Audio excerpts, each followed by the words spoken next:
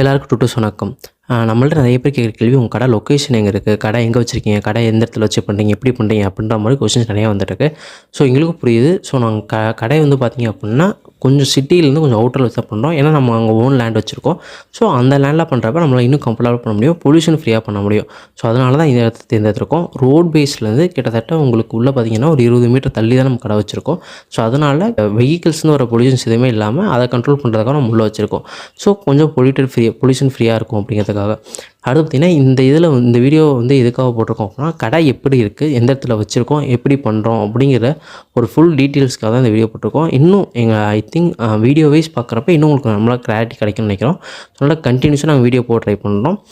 Fish cut பண்ணுறது, அதை எப்படி வாஷ் பண்ணுறோம், ஸ்டெப் பை ஸ்டெப்பாக நாங்கள் என்னெல்லாம் ப்ராசஸ் பண்ணுறோம் அப்படிங்கிறத அப்கமிங் வீடியோஸில் நாங்கள் அப்லோட் பண்ணிகிட்டே இருக்கோம். இந்த வீடியோவில் பார்த்திங்கன்னா கடையோட ஃபுல் செட்டப்பு நாங்கள் வீடியோ எடுத்து போட்டிருக்கோம். எந்த இடத்துல இருக்குது, எப்படி வச்சுருக்கோம், எவ்வளோ நீட்டாக மெயின்டைன்